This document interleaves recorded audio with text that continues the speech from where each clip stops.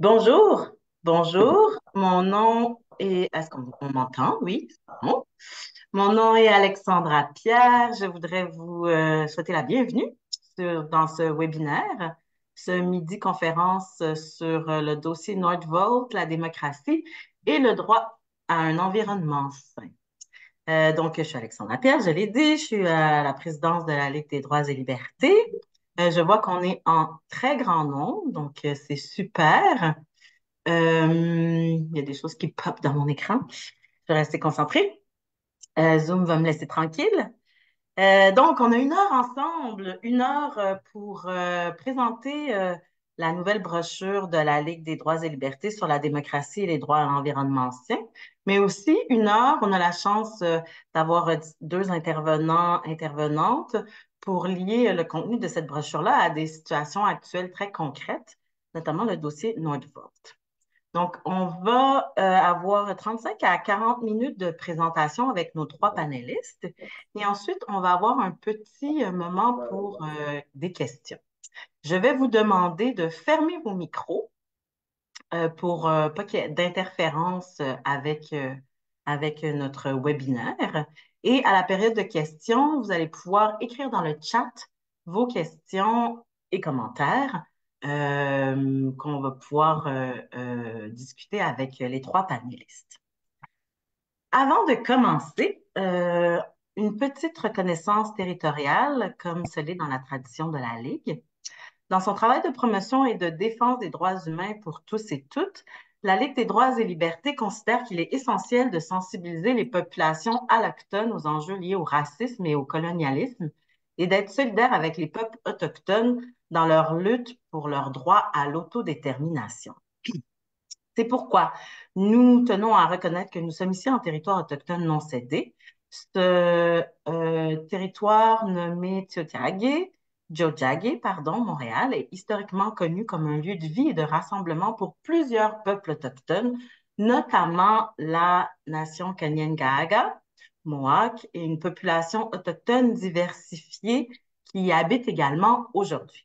Nous honorons, respectons et reconnaissons ces nations qui n'ont jamais cédé leurs droits ni leurs autorités souveraines sur les terres et les eaux sur lesquelles nous nous sommes réunis. Nous sommes réunis aujourd'hui.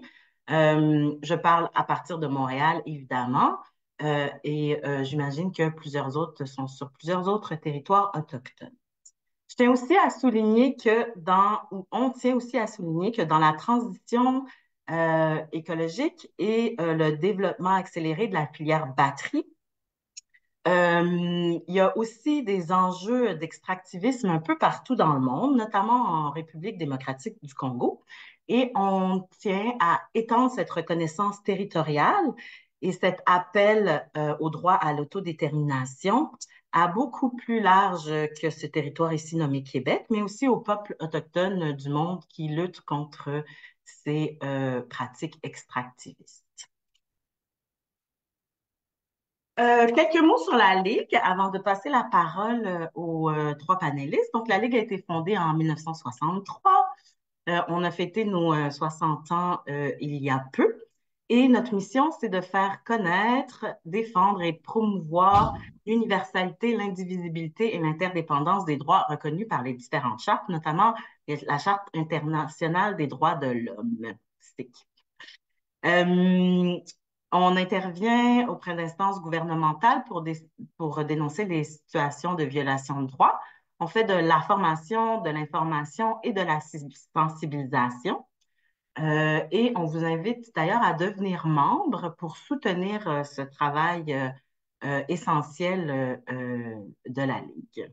Bon, je ne suis pas très objective en parlant de travail essentiel, mais vous comprenez que cette question des droits humains est centrale, surtout dans une perspective de transition écologique et juste. Donc, la Ligue est devenue et intervenue de nombreuses fois sur la question droits humains-environnement.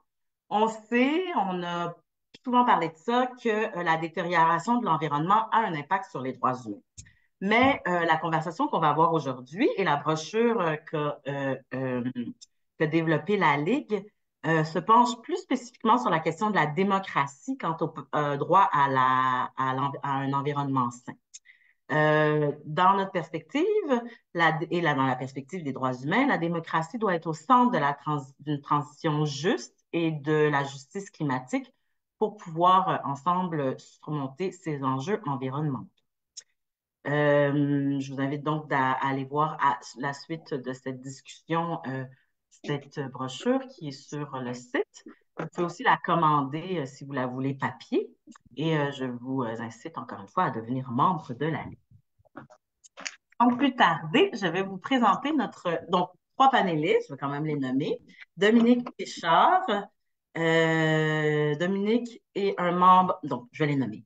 Dominique Péchard, Jacinthe Villeneuve et Éric Pinault. Donc, on va commencer par Dominique. Dominique est un membre actif de longue date de la Ligue. Il en a assumé la présidence pendant plusieurs années et il milite actuellement dans le comité environnement et droits humains. Jacinthe Villeneuve, c'est une citoyenne de McMasterville qui réside à moins d'1 kilomètre du terrain de l'usine Northvolt, pardon. Elle a mis sur pied le dorénavant très actif comité d'action citoyenne Projet Northvolt. Et enfin, on reçoit Éric Pinault, qui est professeur au département de sociologie de l'UQAM, qui est membre de la chaire de recherche de l'UQAM sur la transition écologique, qui est aussi membre de l'Institut des sciences de l'environnement et qui est un chercheur associé à l'IRIS. Donc, Dominique, ça serait à toi. Tu as 10 minutes. OK. Euh, Attends, j'essaie d'afficher ma brochure, puis mon texte, puis il a disparu. J'ai cliqué dessus, puis je le vois pas. Bon, ben, on va prendre quelques minutes pour que tu puisses. Qu'est-ce qui est... Ah là là, note. Bon, Tout à l'heure, on disait que Zoom était clément avec nous. Le dieu Zoom a décidé de faire autrement, mais on va y arriver. Donnez-nous quelques secondes.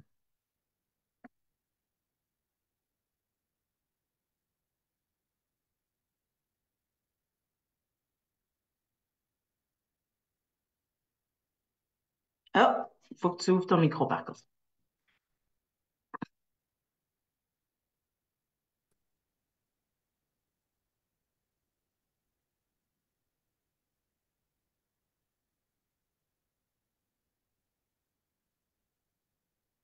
Alors, les petits défis techniques, mais on va y arriver. Faut que tu ouvres ton micro, Dominique. On t'entend OK. pas. Bon. Très bien. Ah, mais quand j'ouvre mon micro, le texte disparaît. Oh, c'est bizarre. Est-ce que vous avez le texte au but? OK, je le laisse, ça va. Ah, c'est bon? OK. Oui, excusez-moi. Non, pas de problème. C'est à toi. Bon, alors, je vais présenter la brochure en quelques mots. Ça s'intitule Droit à un environnement sain, les trois piliers démocratiques à défendre. Bon, comme l'a souligné, a été souligné dans la présentation, la LDL intervient sur les questions environnementales parce que celles-ci sont au cœur de multiples enjeux de droits humains, comme le droit à l'eau, la santé, l'alimentation et même à la vie. Comme le Comité des droits de l'homme le reconnaît depuis 2019, il reconnaît que la dégradation de l'environnement, les changements climatiques, le développement non durable font partie des menaces les plus urgentes et les plus graves pour la capacité des générations présentes et futures de jouir du droit à la vie. Le droit à un environnement sain a été reconnu par l'ONU en 2021-2022 comme un droit humain. Ce droit a été adopté par voie législative par 161 pays, dont le Canada en juin 2023. Cependant, ce droit n'est pas au Canada un droit constitutionnel et la portée de ce nouveau droit à un environnement sain n'est pas encore définie au Canada. Au Québec, le droit à un environnement sain est consacré depuis 2006 à l'article 46.1 de la Charte des droits et libertés de la personne, mais c'est stipulé dans la mesure et suivant les normes prévues par la loi. Ce qui veut dire dans les faits qu'il est possible de porter atteinte à ce droit si une loi encadre cette atteinte. Par exemple, on ne peut pas invoquer le droit à un environnement sain pour contester les niveaux de contaminants déterminés par voie légale comme acceptables par le ministère de l'Environnement. Alors, comme on voit, il y a un fossé entre la proclamation de ce droit et sa réalisation effective. Comme pour tous les droits, sa réalisation repose sur la capacité de la population de le faire valoir et de le défendre. Donc, cette brochure ne s'attarde pas sur les composantes substantielles d'un environnement sain, c'est-à-dire l'air pur, l'eau, etc., mais c'est sur ce qu'on appelle les composantes démocratiques, c'est-à-dire les trois piliers démocratiques qui sont énoncés dans la brochure, qui sont, un, le droit à l'information, deux, le droit du public à participer au processus décisionnel, et trois, l'accès à la justice. Il existe depuis 2001 une convention internationale, la Convention d'Aarhus, de son nom complet qui s'appelle Convention sur l'accès à l'information, la participation du public au processus décisionnel et l'accès à la justice. Elle a été ratifiée par 47 États, mais pas par le Canada. Alors, la brochure s'inspire de la Convention d'Aarhus pour revendiquer les droits démocratiques et le respect de ces droits au Québec et au Canada. Alors, je vais les passer brièvement en revue. Bon, premièrement, le droit à l'information. Après un bref état des lieux sur les mécanismes d'accès à l'information au Québec, la brochure prend exemple de la fonderie Horn pour illustrer à quel point il est difficile d'obtenir de l'information, ou, par exemple, ça a pris 3 ans et un recours au tribunal pour qu'un citoyen obtienne l'information recherchée. Comme l'a dit la Cour dans le jugement, un tel écoulement du temps équivaut à un déni de justice. Pourtant, depuis 2017, la loi sur la qualité de l'environnement, la LQE, prévoit l'instauration d'un registre environnemental accessible gratuitement sur le site du ministère de l'Environnement, qui donnerait notamment accès à l'ensemble des demandes d'autorisation des projets susceptibles d'affecter l'environnement. 7 ans plus tard, le registre n'existe toujours pas, malgré les demandes répétées de nombreux groupes environnementaux et du Centre québécois du droit de l'environnement. Ah, une étude de 2018, c'est la dernière que j'ai trouvée, trouvait que le Canada avait glissé de 6 places pour se retrouver au 55e rang sur une liste annuelle qui dresse le classement mondial de la liberté d'information, ce qui le plaçait à l'époque à l'égalité avec la Bulgarie et l'Uruguay. Deuxième pilier démocratique, la participation du public au processus décisionnel. Dans son rapport Droit à un environnement sain, le rapporteur de l'ONU souligne que la participation large, inclusive et paritaire du public aux décisions est non seulement une obligation au regard du respect des droits de l'homme, mais aussi le gage de meilleurs résultats. La brochure aborde la question de la participation sous 3 aspects: les droits des peuples autochtones, le mécanisme du Bureau d'audience publique sur l'environnement, le BAP au Québec, et la répression des défenseurs de l'environnement. Pour ce qui est des peuples autochtones, on souligne comment les savoirs traditionnels autochtones contribuent à la protection de l'environnement et en particulier à la biodiversité, et comment la détérioration de l'environnement demeure indissociable du colonialisme. On rappelle les obligations des États en vertu de la Déclaration des Nations unies sur les droits des peuples autochtones, en particulier le droit à l'autodétermination des peuples autochtones et leur droit d'être consultés et de consentir, ce qui, les gouvernements ne comprennent pas ça, évidemment, mais que le droit de consentir, c'est aussi le droit de refuser. Sur la question du BAP, la brochure fait état de l'importance de cette institution dans l'évaluation des projets au Québec. Cependant, ce processus souffre de sérieuses lacunes. Premièrement, la possibilité pour un projet de contourner la tenue d'audience, même si l'ampleur et l'impact l'exigeraient. Puis la brochure s'attarde sur le cas de Northvolt comme exemple à ne pas suivre. Je n'élaborerai pas sur Northvolt puisque on a une conférencière qui va parler spécifiquement, une citoyenne, de son expérience avec Northvolt. Deuxièmement, les conclusions du BAP font office de recommandation et le ministre de l'Environnement peut les ignorer. Et finalement, l'asymétrie du pouvoir et des moyens lors des audiences entre le promoteur et le gouvernement d'un côté et le public de l'autre euh, ne permet pas nécessairement d'avoir un rapport égal devant les audiences. Finalement, sur la question du droit de s'exprimer et de contester, la brochure souligne que parmi les défenseurs des droits, les défenseurs de l'environnement sont parmi les plus réprimés et sont souvent l'objet d'intimidation, de judiciarisation et de répression policière. Sur le troisième pilier, l'accès à la justice, comme le souligne la Convention d'Aarhus, le public a le droit d'accéder à la justice en cas de violation des droits environnementaux. Mais comme on l'a déjà souligné, le droit à un environnement sain n'est pas justiciable au Québec. Il existe néanmoins certaines possibilités d'intervenir, mais elles sont limitées. La LQE prévoit la possibilité de faire une demande d'injonction dans le cas d'un projet autorisé par le ministère de l'Environnement, mais les informations nécessaires pour justifier l'injonction sont détenues par le promoteur et le ministère. Et même si les tribunaux sont plus ouverts à reconnaître un groupe comme se qualifiant comme intervenant dans l'intérêt public, ce n'est quand même pas facile de se faire reconnaître. À cela s'ajoutent les barrières économiques et le manque de compétences. Les procédures judiciaires et les experts coûtent cher. Maintenant, un mot sur l'acceptabilité sociale, qui est le mot passe-partout maintenant quand on veut faire accepter un projet. Et on veut être clair là-dessus. La LDL rejette la notion d'acceptabilité sociale comme critère pour accepter un projet.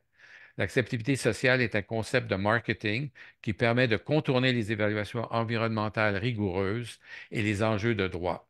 Les débats se déroulent dans l'arène médiatique où tous n'ont pas de pouvoir égaux et où les opinions prennent le pas sur les faits.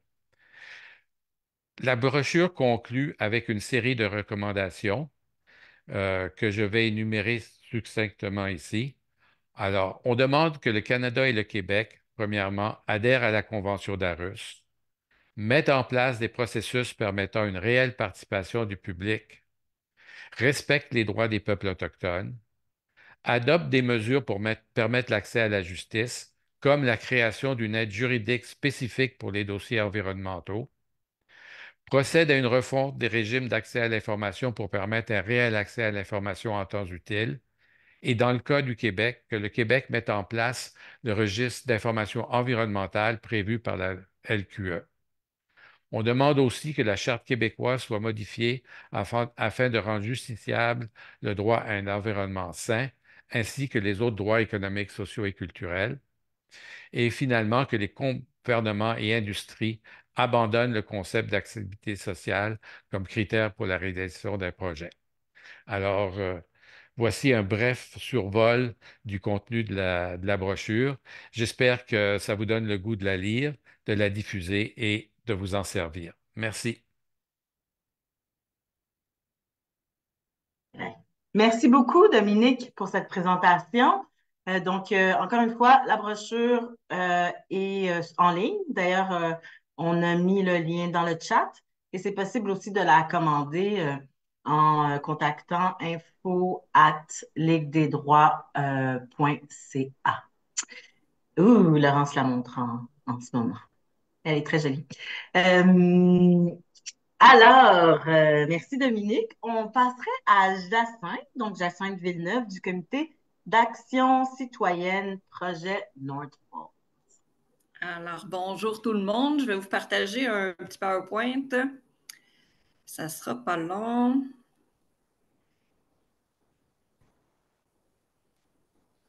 Alors, vous le voyez bien? Oui, c'est parfait, merci. Très bien. Alors, moi, je vais aborder le droit à un environnement sain selon l'expérience Nordvolt qui s'installe tout près de chez moi. Alors, qu'est-ce que c'est Nordvolt? Nordvolt, c'est un développeur et un fabricant suédois de batteries spécialisés dans la technologie lithium-ion. Ils ont prévu s'installer à McMasterville, à Saint-Basile-le-Grand. Ils devraient être en fonction en 2026. Alors, dans son usine québécoise, Norvolt prévoit produire sa propre matière active de cathode qui va être composée de nickel, de manganèse, de cobalt et de lithium. Alors ici, vous voyez l'emplacement du terrain qui est juste à côté de la ville de McMasterville. Saint-Basile-le-Grand, c'est cette partie-là ici, mais le village est un peu plus loin. Le terrain a une superficie de 172 hectares. Il y a une zone tampon qui a été prévue de 350 mètres avec les premières habitations du côté de McMasterville. Je tiens à souligner qu'il y a ici une résidence de personnes âgées et 2 garderies. Alors, pourquoi Norvolt a choisi ce terrain-là? C'est parce qu'il avait besoin d'être proche d'un cours d'eau. En noir, ici, c'est la rivière Richelieu. Près d'un chemin de fer, il y a un chemin de fer qui longe la 116. Près d'un bassin de population. Alors, si vous voyez sur la carte ici, là, le point bleu, c'est pas mal environ où est le terrain. Et Montréal est environ, je dirais, 25 minutes de voiture, là. Et aussi un accès facile à l'électricité. Il y a un endroit ici, plus du côté de Saint-Basile, où ils ont l'accès direct à l'électricité. Alors, le premier pilier, l'accès à l'information. Selon nos informations vraiment confirmées, c'est dès 2020 que les premières discussions auraient eu lieu entre le gouvernement québécois et Nordvolt. Mais c'est seulement en 2023 que les étapes sont mises à débouler. Alors, ils ont commencé à faire des démarches pour l'achat du terrain. Ils ont remanié des règles pour soustraire Nordvolt au BAP. Qu'ils ont fait plusieurs choses. Mais tout ça, c'est fait dans le plus grand des secrets. Nous, on n'en entendait pas du tout parler à ce moment-là. Il y a eu des mini-fuites dans les journaux locaux, mais rien qui nous confirmait que ça avait leur lieu. Je me souviens d'ailleurs que le 25 septembre, j'étais au conseil de ma municipalité, je posais des questions et que le maire me disait très bien, rien n'est confirmé, on ne peut rien dire, rien n'est confirmé. Mais le 28 septembre 2023, ça a été l'annonce publique du projet par les 3 paliers de gouvernement. Alors, bon, c'est clair qu'ils savaient quelque chose. Alors ensuite, après, ils se sont mis à faire des séances d'information, des informations sur le plan municipal. Il y a aussi eu des séances d'information du côté de Nordvolt. Moi, j'appellerais plus ça des séances de relations publiques parce que le but, c'était de nous présenter l'entreprise, comment elle allait être, de quoi ça va avoir l'air, comment ils fabriquent leurs batteries. On pouvait même déposer si on voulait, notre CV sur place qui nous vantait un peu l'entreprise. Il n'y avait pas des réponses à tout. Il n'y avait vraiment pas des réponses à tout. C'était plus l'idée de nous donner de l'information générale. Et c'est à ce moment-là que les journaux sont mis à documenter un peu plus qu'est-ce que Nordvolt signifiait. Le Devoir, par exemple, a dévoilé qu'il y avait une présence de grande biodiversité sur le terrain, qu'il y avait aussi une présence de 50 000 tonnes de sol contaminé. Et là, les gens se sont mis à se mobiliser. Le CAC, le Comité Action citoyenne Nordvolt, a été créé. Le Devoir a après ça développé, il a dit aussi qu'il y avait 74 milieux humides sur le terrain de Nordvolt. Il y a 100 spécialistes de la biodiversité qui ont signé une lettre ouverte. Et là, comme tout déboulait dans les médias, je ne sais pas si ça a une raison, mais c'est la raison, mais les séances d'information qui étaient prévues avec le gouvernement, ils ont été remises à une date ultérieure. En fait, il a fallu attendre jusqu'au mois de février 2024 pour les avoir. En l'absence de réponse, c'est sûr qu'il y a des inquiétudes qui grandissent dans la population. Il n'y a aucun accès sur le site autre que la 223. Le 223, c'est la route qui longe ici le Richelieu, qui passe devant plusieurs résidences. C'est une route qui est friable, qu'on a des inquiétudes pour ça. Le fait que le terrain est contaminé, comme vous l'avez sûrement entendu dans les différents médias, avant, c'était une usine d'explosifs qui était sur ce terrain-là, mais qui a fermé ses portes en 1999. Ensuite, c'est la proximité de la rivière Richelieu, qu'on fait le lien, terrain contaminé, rivière Richelieu, source d'eau potable, que ça nous amène des inquiétudes. Est-ce qu'il va y avoir les eaux de ruissellement, est-ce qu'ils vont être contaminés? Est-ce que ça va avoir un impact sur notre eau? Ensuite, la destruction des milieux humides qui sont reconnus comme étant des capteurs de carbone. La présence d'animaux en voie de disparition, la coupe de milliers d'arbres, la pénurie de main-d'œuvre, de logements, l'utilisation de produits chimiques dans la fabrication des cellules de batterie. Alors, c'est toutes des inquiétudes, puis il y en a d'autres. C'est toutes des inquiétudes que les gens ont eues et ont encore d'ailleurs. Et tout ça en l'absence d'une étude du Bureau des audiences publiques sur l'environnement, qui nous aurait permis d'avoir des réponses sur toutes ces questions-là. Alors, les citoyens inquiets, on s'est mis à la recherche de réponses. On a fait des demandes d'accès à l'information. Certaines ont été refusées. Des fois, on a reçu des documents fortement caviardés. On a écrit des lettres, des courriels à différents membres du gouvernement, à Nordvolt même, parfois absence de réponse ou des réponses qui qui nous satisfaisaient pas finalement.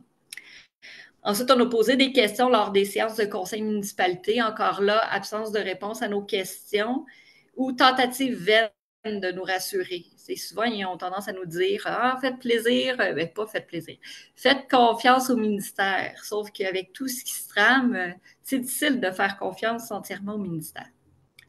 Et finalement, on a eu les rencontres avec les représentants du gouvernement qui ont eu lieu le 28 et 29 février. Et encore là, des réponses, on n'en a pas eu tant parce que le projet a été séparé en 3. Alors, souvent, une de leurs réponses était les demandes de permis n'ont pas été faites pour cette partie-là du projet, alors on n'a pas de réponse pour vous.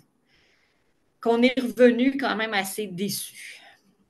Alors, pour ce qui est de le premier pilier, qui est l'accès à l'information, ben moi, je considère que c'est assez un échec. On n'a pas. Les informations qu'on nous a fournies, ce n'était pas suffisant à nous rassurer. Il faut qu'on creuse beaucoup pour trouver les informations qu'on souhaite avoir. Alors, pour le deuxième pilier, c'est la participation du public au processus décisionnel. Ici, au Québec, on est chanceux. Okay. Ici, on est chanceux parce qu'on a le BAP, qui est le Bureau d'audience publique sur l'environnement. Il nous permet d'avoir Ceci nous permet d'avoir des informations publiques, des consultations publiques qui peuvent se faire sous 3 formes différentes. Il y a une remise de rapport au ministre et ensuite, il y a des recommandations qui sont faites au ministre. Le BAP n'a pas de pouvoir décisionnel. Il va donner des recommandations. Mais on s'entend que quand le public a pu participer, que toutes les informations ont été mises sur la table, quand on fait des recommandations, sinon aucune qui est respectée, ça a un peu l'air fou. Que nous, on aurait vraiment beaucoup aimé avoir le processus de BAP. En plus, le BAP, ça se base sur 3 aspects clés du développement durable, qui est la société, l'écologie et l'économie. 3 aspects sur lesquels on voudrait plus d'informations puis qu'on voudrait être consulté. Alors, j'attends quelques secondes pour te dire qu'il te reste 2 minutes. OK. On a essayé, en utilisant le volet 31.1.1 de la loi, de faire en sorte que le ministre demande un BAP, mais on n'y est pas parvenu. Heureusement, il va y avoir un BAP sur la portion recyclage. Mais les informations qui nous proviennent sont très inquiétantes. On parle d'impact sur la santé, d'impact sur l'eau de surface, peut-être pollution de l'air. C'est vraiment pas rassurant. Alors, pour le deuxième pilier, je dirais que c'est partiel, étant donné qu'on va avoir un BAP sur la section recyclage, mais c'est loin d'être suffisant. Ensuite, le troisième pilier, c'est l'accès à la justice. Bon, comme on l'a signalé plus tôt, là, souvent, ça coûte cher. On n'a pas, nous, en petit comité, on n'a pas les coûts, on n'a pas le budget pour payer des études environnementales indépendantes. Alors, on a besoin d'aide. Une chance, on a le CQDE, qui est un organisme sans but lucratif, qui nous vient en aide. Le 18 janvier, le Centre québécois du droit de l'environnement et 3 citoyennes, dont j'en suis une d'eux, on a déposé une demande d'injonction pour arrêter les travaux. Malheureusement, ça n'a pas été retenu. Le 5 avril, on a de nouveau fait une demande. On conteste les modifications réglementaires qui ont été faites pour soustraire le BAP, que Northvolt soit soustrait du BAP. On espère que ça va fonctionner. Surtout qu'on sait qu'il y a un projet immobilier qui a été refusé exactement sur le même terrain. Alors, il y a comme des contradictions. On considère que c'est un échec. C'est difficile d'avoir accès aux tribunaux, d'avoir accès à la justice. Ça coûte cher. Puis sans le CQDE, on n'y arriverait tout simplement pas. Est-ce qu'on a une petite lueur d'espoir? Il y a le comité de liaison de Northvolt avec la communauté qui a été lancé. Ça se veut un lieu d'échange, transmission d'informations, une opportunité peut-être d'amélioration. Mais moi, j'ai pour mon dire que ça ne remplacera jamais le BAP parce qu'il contrôle tout. Il contrôle l'information qu'ils nous transmettent. Tandis que dans un processus de BAP, ben, il aurait été obligé de tout nous transmettre. On aurait été au courant de tout. Puis on a été vraiment consultés. Là, on est juste quelques représentants. On est quelques représentants. Vous voyez ici les différents représentants. On a 6 personnes du domaine municipal, 2 personnes du plus environnemental, 2 groupes citoyens, 2 personnes qui représentent les chambres de commerce, 2 gestionnaires chez Nordvolt et 6 citoyens. Mais c'est ça, c'est juste ces personnes-là qui consultent. C'est pas comme une consultation publique générale. Alors, le droit en environnement sain, on pense qu'il y a un bon travail à poursuivre pour le faire respecter. Le projet Nordvolt en est un excellent exemple. Alors voilà. Merci beaucoup, Jacinthe, pour cette démonstration assez flagrante des limites de la manière dont le droit à l'environnement sain est appliqué au Québec. Merci beaucoup pour ça. Alors, sans plus tarder, je vais passer la parole à Éric Pinault, professeur au département de sociologie de l'UQAM. Éric, c'est à toi. Oui, merci beaucoup. Merci. Alors, je ne vais pas y aller avec un PowerPoint, mais de vive voix avec des notes. Mon propos se résume pas mal à ce que j'ai pu produire comme texte pour la Ligue dans le cadre de son bulletin sur Nordvolt. Donc, je reprends des éléments de ce texte et vous les présenter un peu plus succinctement. Alors, je vais juste ajuster mon écran. Voilà. On me demande de confirmer ma langue, je ne comprends pas pourquoi. Donc, je pense que le point de départ, quand on regarde Nordvolt, là, je vais prendre un peu de recul par rapport au cas, je dirais, au lien direct entre le droit à l'environnement et Nordvolt. Je vais prendre un peu de recul pour regarder plus le contexte ou la conjoncture dans laquelle ça s'inscrit. Je pense que le point de départ, c'est de se dire qu'on vit dans un état de droit et que les 3 piliers qu'on nous a présentés, ben, c'est ce que fait un état de droit quand on doit réguler, orienter ou piloter le développement économique d'une société. On doit garantir donc ces 3 droits fondamentaux à l'information, participation à la décision, puis l'accès à la justice. Et dans ce contexte-là, l'État agit, on s'attend à ce que l'État et ses organes agissent en arbitre entre les promoteurs privés et la population. Et je dirais tout de suite, tout de go, puis je pourrais arrêter après avoir dit ça, mais le problème dans lequel on se trouve au Québec actuellement, c'est qu'on a un gouvernement qui n'agit pas en arbitre, mais agit en promoteur. Se fait le relais des projets privés. Et plus que ça, parce que ça, à la limite, ça se pourrait, on pourrait avoir un gouvernement activiste, très progressiste, très écologique, imposer à une population récalcitrante des limites sur l'usage des VUS, par exemple. Donc ça se pourrait, on pourrait avoir ça. Mais ce qui est encore plus, je dirais, problématique dans le cadre actuel, dans le cas actuel, c'est que il n'y a pas de mandat fort du gouvernement qui a été reçu pour développer et faire la promotion de ce type de projet, premièrement. Et deuxièmement, le gouvernement aussi enlève à l'État, c'est-à-dire à tout l'appareil sous l'exécutif, la capacité d'agir en arbitre. Et donc, l'appareil d'État n'est pas non plus neutre, et les parties de l'appareil de l'État qui tentent d'affirmer leur neutralité sont muselées.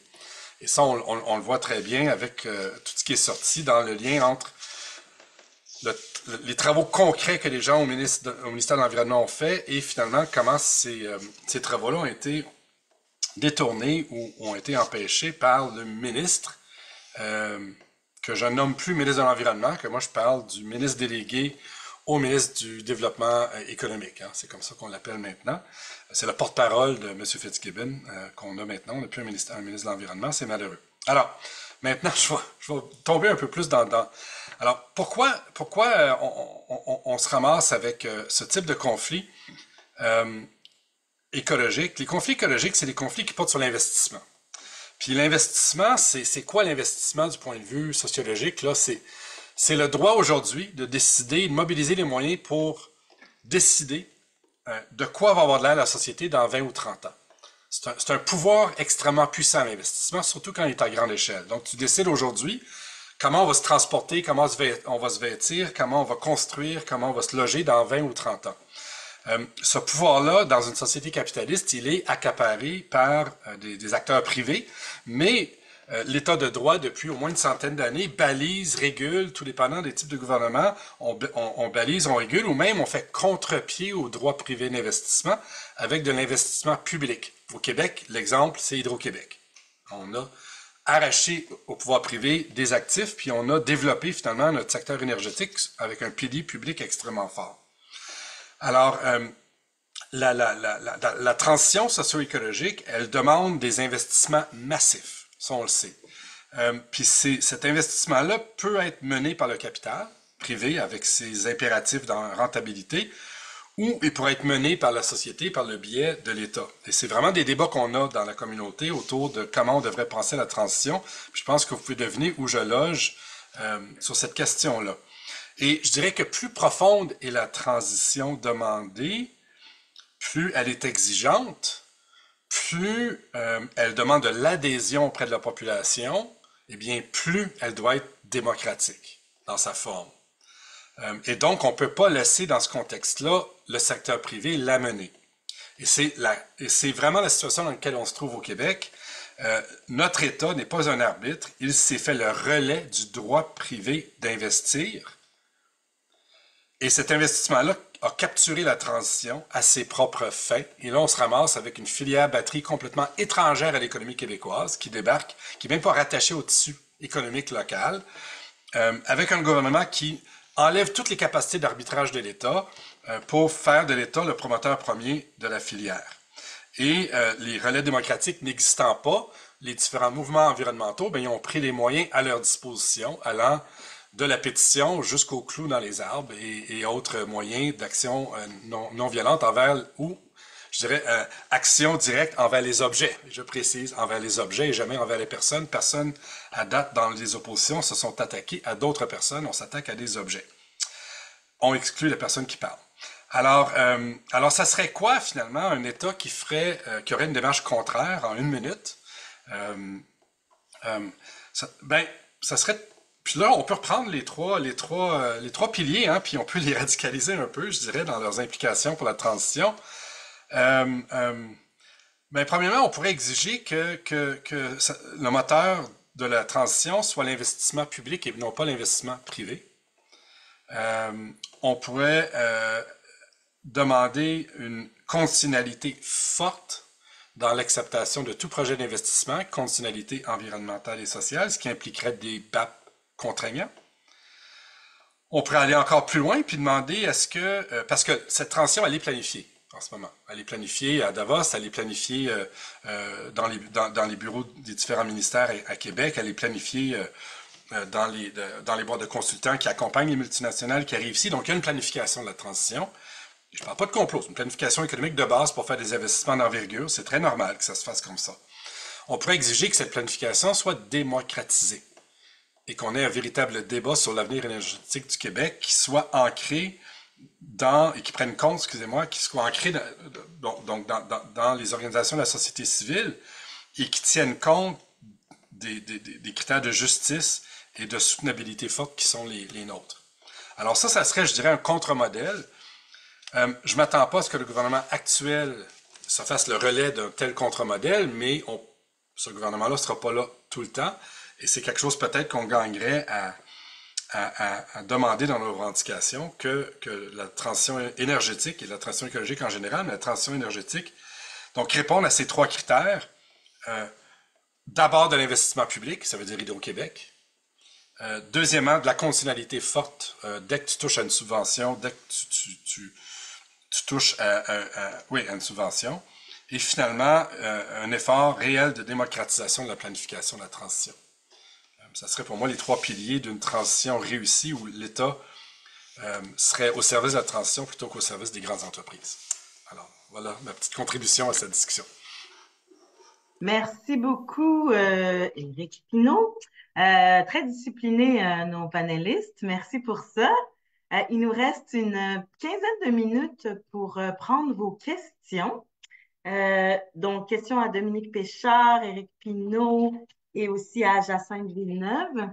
La parole est à vous sur les piliers démocratiques du droit à l'environnement, sur les difficultés très concrètes que vivent les citoyens et citoyennes de Northvolt, mais aussi sur les politiques publiques et les pratiques gouvernementales dans ce type de projet, puis plus largement dans notre conception de la transition écologique qu'on voudrait publique et démocratique.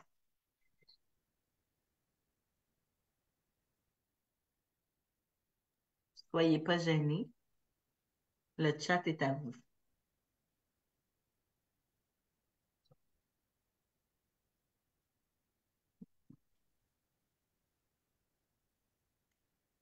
Non, moi, j'ai toujours des questions.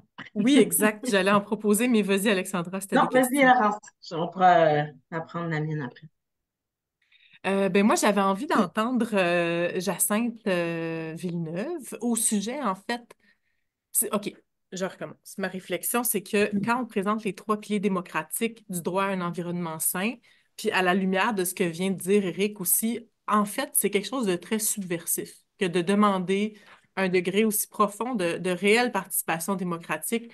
C'est quelque chose à quoi on n'est plus nécessairement habitué collectivement, mais c'est ce qu'on est en droit d'exiger et qu'on devrait exiger haut et fort, qui serait très, très important à notre époque.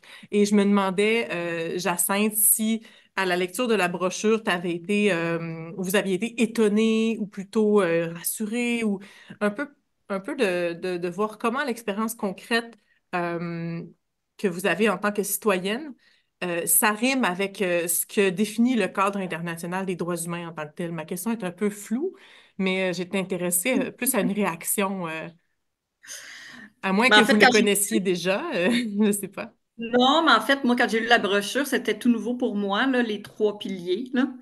Alors, ça m'a permis c'est ça, faire des liens vraiment concrets avec ce qu'on vit ici, là, localement, tu sais. Puis démontrer, ben, c'est ça que ça m'a fait prendre connaissance des lacunes, des choses qui doivent être améliorées pour que ce droit-là soit respecté, finalement. Parce que c'est sûr que sur le plan environnemental, on a énormément d'inquiétudes. Puis nos réponses, on n'a pas de réponse. Il faut qu'on cherche beaucoup pour avoir les formations. Une chance, j'ai une super équipe autour de moi là, qui font des super recherches. Merci beaucoup, Jacinthe. Donc, je vois une main levée. Je vais quand même la prendre. Je vais vous demander d'être bref, par exemple, pour s'il y a d'autres personnes qui veulent poser leurs questions. Monsieur Baudet, donc. Oui, bonjour. Donc, moi, ça serait une question à savoir, est-ce qu'il peut exister un recours euh, contre, je vous conte la situation. Moi, j'ai participé au BAP dernièrement sur Stablex de Blainville, qui est un dépotoir de déchets importés des États-Unis, contaminés dans un quartier résidentiel. Et il y a eu les audiences publiques. Et pendant les audiences publiques, les réponses de la direction du ministère de l'Environnement étaient scandaleuses. J'entendais Madame mentionner comment des choses sont dites. Alors, ils ont dit des opinions, des humeurs, des mensonges. Alors, je me demandais si, dans un BAP, c'est une des dérives, je crois, du BAP, c'est-à-dire que les ressources qui sont là, c'est déjà un peu planifié d'avance, c'est déjà, ils n'ont pas de réponse à nos questions souvent. Mais quand ceux-ci font des grossièretés d'affirmation, est-ce que cette impunité-là, est-ce qu'il y aurait des recours aussi contre ça? Alors voilà, c'est un commentaire, merci. Merci beaucoup pour votre question. Je ne sais pas s'il y a une ou un des panélistes qui voudrait répondre.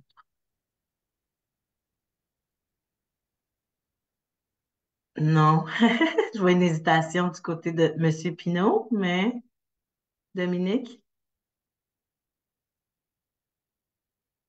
Aïe, aïe, aïe, ouais. Ben, je Oh, suis vas-y. pas, je suis pas un spécialiste du BAP. C'est sûr que, en dernière instance, on peut toujours avoir recours aux tribunaux. Ça ne veut pas dire qu'on va gagner. Il y a l'exemple du citoyen de la Fondy Horn, où la Cour a fini par lui donner raison 3 ans après. C'était un peu trop tard.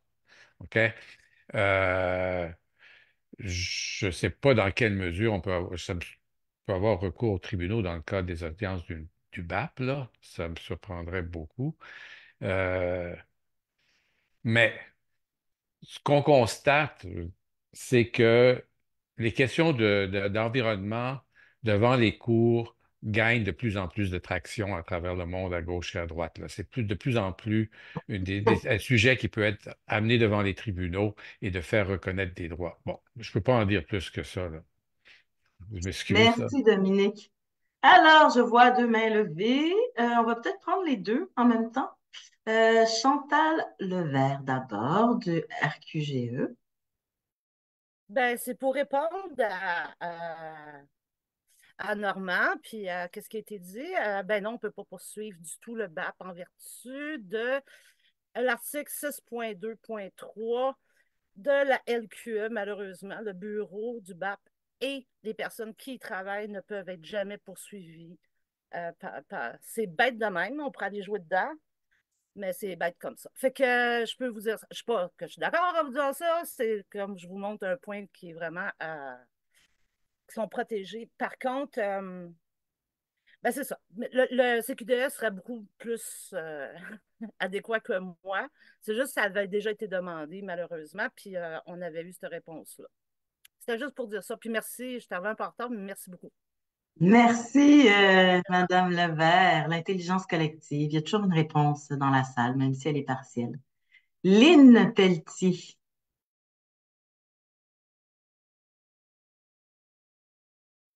Lynn Pelletier, votre nom, oui, votre main est levée. Voulez-vous commenter ou avez-vous une question? Oh, c'est peut-être une erreur. Bon. Moi, j'ai une question par contre. Non, Oh, excusez-moi, non, allez-y. Oui. c'était pas une erreur, je n'avais pas ouvert mon micro. Ma question, c'est une question plus technique. Moi, je voulais juste savoir, Madame Villeneuve, tantôt, a dit que le projet avait été scindé en trois. Quelles sont ces trois parties-là? Parce que dans d'autres projets comme TES, j'écoutais hier un autre webinaire, on dit que le projet aurait intérêt à être scindé en deux, mais pour l'instant, il ne semble pas avoir de volonté, ni des promoteurs du projet, ni du gouvernement, de scinder ce projet-là en deux. Et dans le cas de Norwood, de quelle manière ça a été scindé? Merci En beaucoup. fait, il y a trois bâtiments qui vont être bâtis dans la première phase, du moins, là. Une, c'est création de cellules de batterie. L'autre, c'est la matière active. Et l'autre, c'est la portion recyclage. Ça a été OK. fait en trois sections différentes. Donc, ça a été scindé en fonction des différentes parties du projet de construction d'usine. Exactement. En fait, que là, quand on pose nos questions, ils peuvent juste nous répondre sur la première partie du projet. Mais nous, notre opinion, c'est que quand on accepte un projet, il faut regarder l'intégralité du projet et non pas petite par petite partie. T'sais. Que si on demande, Merci. est-ce que la production va polluer la rivière? Mais là, ils disent, pour le moment, cette phase du projet qu'on évalue, ils n'ont pas demandé de permission pour ci ou pour ça. Hmm. Merci beaucoup, c'est clair. Merci. Je vois votre main levée. Monsieur Pinault, j'ai une question. Peut-être que vous pourrez répondre à ma question et en même temps faire votre intervention.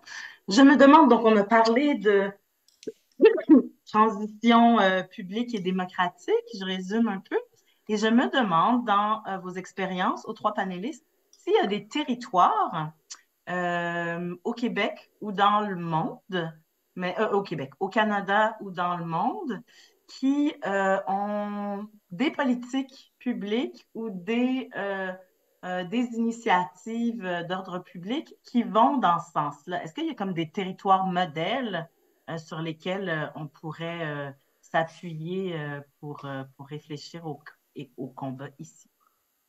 Alors à vous, M. Oui, oui, ben moi je vais juste répondre avant sur la question de la stratégie de diviser le projet en parties pour dire que c'est justement une stratégie. Dans le cas de Northvolt, c'est le promoteur qui utilise cette stratégie-là pour gérer son acceptabilité. Dans le cas de TES, parce que j'étais au webinaire hier, justement, on le demande parce que c'est la stratégie des groupes en opposition qui veulent pouvoir isoler le projet d'hydrogène vert qui nous semble problématique. Donc, c'est vraiment stratégique, la question de scinder un projet. Ouais, est-ce qu'il y a des exemples? Aïe, aïe, aïe, c'est toujours la question qu'on me demande, puis j'ai jamais de bonne réponse pour ça. C'est conflictuel, hein? La transition, c'est tellement des changements profonds que tous les exemples que je peux avoir en tête sont imparfaits. Mais quand même, on a des... Je regarde juste la différence, je vais nous déplacer dans le domaine de l'éolien, mais je regarde la différence entre comment on faisait les appels d'offres dans le domaine de l'éolien il y a 10 ans, où c'était vraiment le free-for-all, le Wild West, puis maintenant, comment les appels d'offres que Hydro-Québec fait sont très encadrés avec des exigences en termes d'adhésion des populations qui sont plus importantes qu'auparavant, tout en étant très imparfaites. Donc, pourquoi que ces appels d'offres-là sont mieux organisés? Bien parce qu'il y a eu beaucoup de pression de la part des mouvements citoyens. Et donc, ça, comme on dit dans le milieu universitaire, la lutte paye. C'est-à-dire que la mobilisation citoyenne a des retombées puis peut amener à changer les cadres dans lesquels les choses se font. Après ça, je pourrais vous amener ailleurs sur la planète, dans d'autres endroits, mais ça serait peut-être loin de nos réalités. Je pense que ce qui est important de retenir, c'est que quand on se mobilise et on bloque des projets ou on les ralentit, ralentir un projet de l'envergure de Northvolt, c'est infliger des coûts importants au projet. Et donc, ces coûts-là vont amener à une remise en question et peuvent amener un changement de pratique. Je pense que c'est ça qui... pas de la part de l'entrepreneur privé, ça je crois pas du tout, mais de la part de l'État qui va réaliser que les conditions pour faire accepter un projet par la population évoluent. Donc je pense que c'est important la mobilisation. Peut-être dont mais j'ai pas d'exemple parfait à vous donner. J'ai par contre, je pense, c'est ça, je souligne juste que c'est important la mobilisation, puis d'avoir un programme ambitieux au niveau de la transition. Je pense que vous pouvez aller voir la feuille de route sur la transition énergétique faite par le Front commun pour voir c'est quoi un programme ambitieux. Puis je pense que c'est ça qui est à retenir peut-être de mon intervention. Merci beaucoup. Oui, la lutte paye, on va retenir ça. Alors, j'ai M. Baudet et Dominique qui veulent intervenir. Je vais quand même prendre un petit moment pour voir s'il n'y a pas d'autres personnes qui aimeraient prendre la parole. N'hésitez pas. Il y a le chat aussi. Vous pouvez mettre votre question dans le chat. Je prendrai peut-être une dernière question après Dominique et M. Baudet. Donc, Dominique, à toi. Oui, on peut regarder ailleurs, mais on peut aussi regarder dans le temps. Éric Pinault a mentionné le cas d'Hydro-Québec. Je suis peut-être une des rares personnes dans cette réunion qui se rappelle encore qui était là au moment de la nationalisation d'Hydro-Québec. Il se rappelle des débats publics, mais il y avait eu un réel débat public. L'État avait joué son rôle que M. Pinault réclame à l'État de jouer présentement, à l'époque, et ça avait été un enjeu électoral. Donc, le modèle avait été mis sur la place publique, ça avait été débattu, puis ça avait été décidé démocratiquement. Puis un autre exemple d'un autre domaine, c'est celui de la réforme de l'éducation et du rapport parent. Il y a eu tout un débat social sur la réforme de l'éducation avant que cette réforme ait lieu. Donc, il y a déjà eu des moments au Québec où les choses se sont faites différemment, mais les États n'étaient pas totalement au service euh, de la finance comme ils le sont maintenant. Merci pour cet exemple, Dominique. Comme disait M. Pinault, rien n'est parfait. Tout ça est très imparfait parce que le projet de nationalisation de l'électricité a eu d'autres impacts, mais dans une perspective démocratique, c'est quand même intéressant d'avoir ça en tête. Alors, M. Baudet, vous auriez la parole rapidement parce qu'il y a quand même une question dans le chat que j'aimerais pouvoir formuler. Oui, alors, un exemple, moi, qui m'est venu, c'est peut-être GNL Québec, qui, à cause de la résistance, a créé des coûts qui a fait en sorte que ça a été abandonné. Alors, ça, c'est un exemple. Mon commentaire, ça serait un commentaire sur rajouter un élément de conjoncture que M. Pinault a mentionné dans la conjoncture dans lequel on se retrouve. Alors, je trouve que, outre les recours juridiques, qui sont une forme de résistance et de lutte, c'est un bon moment pour la lutte politique de la société civile, parce que ce gouvernement-là n'a jamais été aussi bas et aussi longtemps bas dans les sondages. Alors, on sait que ce gouvernement ne vive que pour la prochaine élection. Alors, je crois que c'est propice à faire une lutte politique contre ce gouvernement-là et le rôle qu'il joue par toute la société civile et toutes les oppositions. C'est vraiment propice parce qu'il faut se rappeler que ce gouvernement-là Merci, est peut-être Monsieur en Vino, train de d'être obligé de rattraper. couper. Parfait. Merci, désolée. J'aimerais vraiment lire, je ne sais pas si on va avoir le temps ça va être assez court, mais il y a donc quelqu'un qui nous écrit, ouh là là, je l'ai perdu. Ah non!